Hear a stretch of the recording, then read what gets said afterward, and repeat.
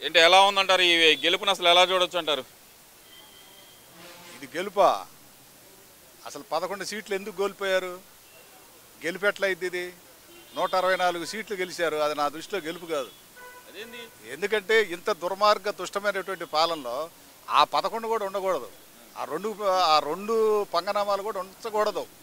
మరి మన ప్రజలు ఎందుకు తేడా పడ్డారో కానీ ఇది అసలు నా దృష్టిలో గెలుపు కాదు. సరే, ఏదేమైనా కూడా ఒక రాక్షస పాలనని అంతమొందించినందుకు ముందుగా జనసేన, భారతీయ జనతా పార్టీ, తెలుగుదేశం పార్టీ కార్యకర్తలందరికీ కూడా పేరు పేరున చేతులెత్తి నమస్కరిస్తున్నాను, పాదాభివందనం చేస్తున్నాను. మరీ ముఖ్యంగా చూసుకోవాలంటే ఫస్ట్ మీరు అన్నమాట ఇది అసలు గెలుపు ఎలా అవుతుంది? ఆ 11 సీట్లు కూడా ఇచ్చారు, ఎందుకు ఇచ్చారని. ఇటు చూస్తే ఇచ్చాపురం నుంచి ఇటు ఇడుపులపాయ వరకు జగన్మోహన్ రెడ్డి అసలు ఖాతా ఓపెన్ చేయడానికి కూడా కంగారు పడే పరిస్థితి వచ్చిందంటారు. ఎందువల్ల అంటారు ఇంత దారుణమైన పరిస్థితి రావడానికి? ఎందువల్ల ఏముందా అమ్మా, అసలు మొత్తం చూస్తున్నారు కదా. ఇక్కడ తినడానికి తిండి లేదు, ఉండటానికి ఇల్లు లేదు అన్నట్టుగా ప్రతిదీ కూడా reverse tendering, reverse tendering, reverse tendering. ప్రజలు కూడా ఏం చేశారు? రివర్స్ టెండరింగ్ వాడారు. ఏంటో ఎవరిది? ఎందుకని అసలు రావటమే ప్రజావేదిక కూలుస్తాడు. ప్రజావేదిక ఎవరిది? ప్రజావేదిక ఎవరి డబ్బులతో కట్టారు? చంద్రబాబు నాయుడు గారి డబ్బులతో కట్టాడా, లేకపోతే జగన్మోహన్ రెడ్డి గారి నాన్నగా వాళ్ళ రాజశేఖర రెడ్డి గారి సొమ్మ, లేకపోతే వాళ్ళ తాత రాజారెడ్డి గారి సొమ్మ, లేకపోతే జగన్మోహన్ రెడ్డి సొంత సొమ్మ, అక్రమంగా సంపాదించుకున్న సొంత సొమ్మ? కాదే. ఇవన్నీ కూడా ప్రజల సొమ్ముతో ప్రజోపయోగ కార్యక్రమాలు వినటం కోసం, ప్రజల సమస్యలు వినటం కోసం ప్రజల డబ్బుతో చంద్రబాబు నాయుడు గారు కట్టుకున్నటువంటి ప్రజావేదికని కూల్చేసి దాన్ని ఒక సైకోలాగా దాన్ని రోజు చూసుకుంటా అటు నుంచి వెళ్ళాడంటే ఏమవ్వాలి? అక్కడే స్టార్ట్ అయింది. అంటే జగన్మోహన్ రెడ్డి పతనానికి ప్రజావేదిక కోల్చడమే పునాది పడింది అనుకోవచ్చు అంటారా? మొట్టమొదటి ఒక రాయి ఆయన బిల్డింగ్లో నుంచి, ఆయన కట్టుకున్న ఒక బిల్డింగ్లో నుంచి ఒక రాయి, మొట్టమొదటి రాయి తీసేసుకున్నాడు. పునాది రాయి పడిపోయింది, అక్కడే తీసేసుకున్నాడు. అది మరి ముఖ్యంగా అసలుకి ఏం మంచి చేశానో ప్రజలందరికీ తెలుసు. మరి అలాంటి ప్రజలు ఇలాంటి తీర్పు ఎలా ఇచ్చారో అర్థం కావట్లేదంటూ ఒక నిరాశ నిస్పృహమైన వ్యాఖ్యలు అయితే చేస్తున్నారు కదా. మరి ఆ వ్యాఖ్యలను ఎలా చూడాలంటారు? ఇప్పుడు ఆయన ప్రజోపయోగ కార్యక్రమాలు చాలా బాగా చేశాడు. ఉదాహరణ ఒక్కొక్కటి చెబుతాయి, నేను 2-3 చెబుతా. చాలా చేశాడు. ఇప్పుడు పేదలకు 5 రూపాయలకి భోజనం పెట్టేవాడు చంద్రబాబు నాయుడు గారు, అన్నా క్యాంటీన్ పేరుతో. ఉదయం పూట 5 రూపాయలు ఇస్తే టిఫిన్ పెట్టేవాళ్ళు, మధ్యాహ్నం 5 రూపాయలు పెడితే భోజనం పెట్టేవాళ్ళు, సాయంత్రం 5 రూపాయలు పెడితే భోజనం పెట్టేవాళ్ళు. 15 రూపాయలతో పేదవారు కానీ, చిరుద్యోగులు కానీ, లేదు నాలాంటి వాళ్ళు, మీలాంటి వాళ్ళు ఏదైనా పని మీద ఏ టౌన్కో గుంటూరో వచ్చినప్పుడు, లేకపోతే రిజిస్టర్ ఆఫీస్కో వేరే పనుల మీద వచ్చినప్పుడు అన్నం వేళకి అన్నం వచ్చి అన్నం తినేళ్ళేవాళ్ళు. ఈయన నిర్దాక్షిణ్యంగా అన్న క్యాంటీన్ తీసేశాడు. అది ఒక్కొక్క మెట్టు తీసేశాడు, అయిపోయింది. ఇంకొక రాయి తీసేసుకున్నాడు. చంద్రబాబు నాయుడు గారు టిట్కో ఇల్లు కట్టి రెడీగా పెట్టాడు. అది 90% అయ్యింది. ఒక 10% కనుక ఉండి దానికి కరెంట్ ఇచ్చి కనుక లోపలికి పంపిస్తే అది అయిపోయేది. అది ఇప్పుడు వరకు కూడా ఇవ్వాల, అది ఒక మెట్టు తీసేసుకున్నాడు. ఇట్లా మద్యం రేటు, అసలు మద్యపాన నిషేధం చేస్తానన్నాడు. మద్యాన్ని తీసేసి మీ దగ్గర ఓటుకు వస్తా అన్నాడు. మద్యం తీసేయటం కాదు, మద్యాన్ని విచ్చలవిడిగా చేసేసి సొంత బ్రాండ్ పెట్టి, బ్రాండ్లు పెట్టి పేద ప్రజల ఆరోగ్యంతో ఆటలాడుకున్నాడు. ఇట్లా ఒక్కొక్కటి ప్రతి సంవత్సరం జాబ్ క్యాలెండర్ ఇస్తా అన్నాడు. జాబ్ క్యాలెండర్ కాదు కదా, ఒక్క ఉద్యోగం ఇలా. అదేవిధంగా వచ్చినటువంటి అంతకుముందు చంద్రబాబు నాయుడు గారి హయాంలో వచ్చినటువంటి ఈ యొక్క పెద్ద కంపెనీలు వాళ్ళందరినీ కూడా వెనక్కి పంపించేశాడు. ఇట్లా ఎన్ని చెప్పాలి? అన్నీ గుర్తుపెట్టుకున్నారు. శుభ్రంగా జగన్మోహన్ రెడ్డి గారు ఏమనుకున్నారంటే, ఏదో హిట్లర్ గారు ఒక చిన్న కథ చెబుతా, అందరికీ తెలిసిందైనా కూడా చెబుతా.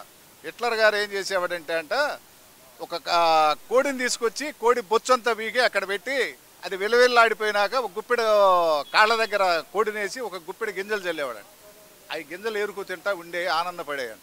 అట్లాగే వీళ్ళదేముందని కాముగా బట్ట నొక్కుతా అని పేదలకి చంద్రబాబు నాయుడు గారు ఇచ్చినటువంటి 2000 పెన్షన్ 3000 ఇస్తానని చెప్పి సంవత్సరానికి 250 రూపాయల చొప్పున పే చేసుకుంటే అది కష్టం మీద లాస్ట్కి రిజైన్ అయిపోయేటప్పుడు 3000 రూపాయలు ఇవ్వడం జరిగింది. ఇట్లా ప్రతిదీ కూడా రివర్స్ టెండరింగ్.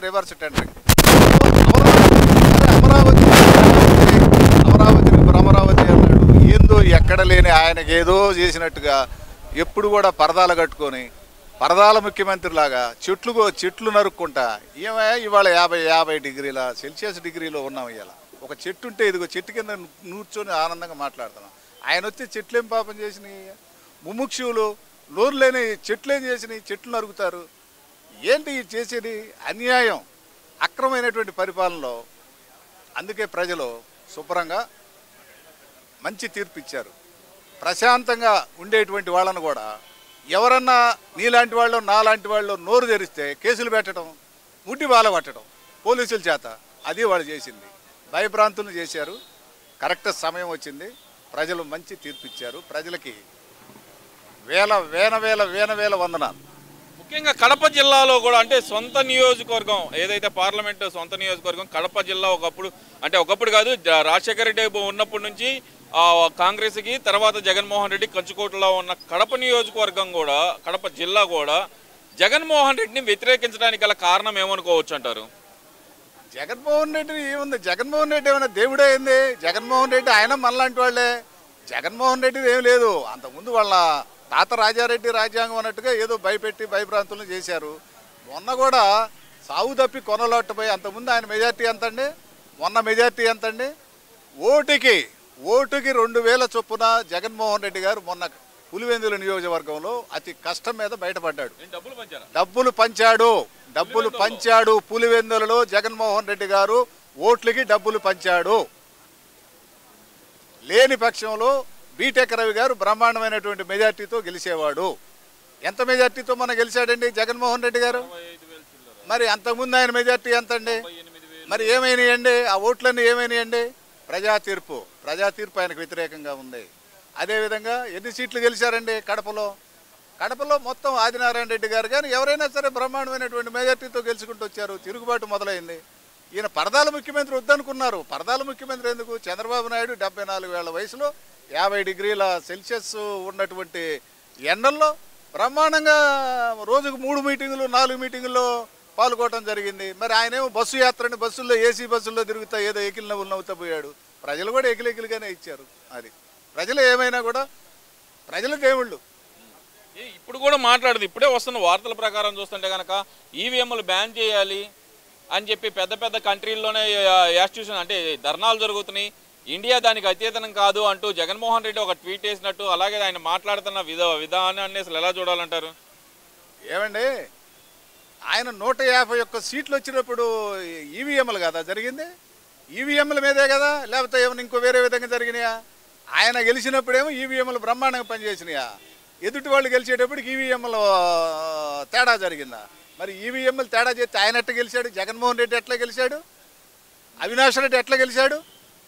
బాబాయిని చంపినటువంటి అవినాష్ రెడ్డి అంటే ముద్దాయిలుగా ఉన్నటువంటి అవినాష్ రెడ్డి గారు ఎట్లా గెలిచాడు? మరి ఖనిజాల మొత్తం దోచుకోవడంలో పేరు ప్రఖ్యాతులు గాంచినటువంటి పెద్దిరెడ్డి రామచంద్రారెడ్డి ఎట్లా గెలిచాడు? మరి ఏం చెబుతారు? వాటికి ఏం చెబుతారు? ఈవీఎంల్లో ఎలాంటి పొరపాటు లేదు. ఈవీఎంలు బ్రహ్మాండంగా పనిచేసినాయి. ఆయన గెలిస్తేనేమో బ్రహ్మాండంగా పనిచేసినట్ట, ఆయన ఓడిపోతేనేమో ఈవీఎంలు తేడా వచ్చిందా? దీన్ని ఏమంటారంటే ఆడలేక మధ్యలో ఓడన్నట్టుగా ఉంటుంది. మరి ఇక్కడ ముఖ్యంగా చూస్తే కనుక జగన్మోహన్ రెడ్డి వాళ్ళ ఎమ్మెల్యేలను ఎప్పటికీ రెచ్చగొట్టే విధంగా మాట్లాడండి అంటూ ప్రేరేపించడాన్ని ఎలా చూడొచ్చు అంటారు?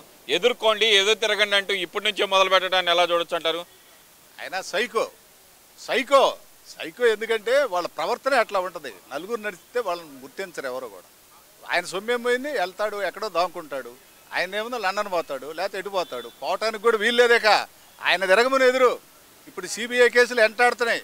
రోజు వెళ్ళాలి. ఇంకా అంత తేలిగ్గా ఏం లేదు. ఆయన ఏదో తిరుగుదాం అనుకుంటున్నాడే, ఏం కుదరటానికి అసలు అవకాశమే లేదు. ఆయన ప్రతిరోజు వాయిదాలకు వెళ్లాల్సిందే, మళ్ళీ జైలుకి వెళ్లాల్సిందే. ఎదురు చూస్తూ ఉన్నాయి జైలు, రా అని పిలుస్తున్నాయి. అది కంపల్సరీ అంటే కోర్టుకు హాజరవ్వాల్సిన అవసరం ఉందంటారా జగన్మోహన్ రెడ్డి? అయితే ఆయన భారతదేశంలో పౌరుడు కదా, ఆయన ఏమన్నా భగవంతుడా? రాజ్యాంగానికి ఏమైనా వ్యతిరేక? ఆయన రాజ్యాంగంలో గడిచిన 5 సంవత్సరాలుగా ఒకసారి కూడా వెళ్ళలేదు కదా. తన మీద దాడి చేశారని చెప్పి కోడికత్తి కేసు అని చెప్పి, ఏడైతే కోడికత్తి దాడి చేశారని చెప్పి ఆ కేసులో కూడా హాజరు కాలేదు కదా. మరి ఆయన కోడికత్తి కేసు బ్రహ్మాండంగా నటించాడు. అదేవిధంగా మొన్న రాయి కూడా తగిలి ప్రాణాపాయం నుంచి తుట్టులో తప్పించుకున్నాడు. రాయిలు కూడా మామూలుగా తగలలేదు. రాయి కూడా ఇటు తగలటం, మళ్ళీ వెళ్ళి అవతల వెల్లంపల్లి శ్రీనివాస్ గారు తగలటం, అసలు ఎంత బ్రహ్మాండంగా తగిలిందో.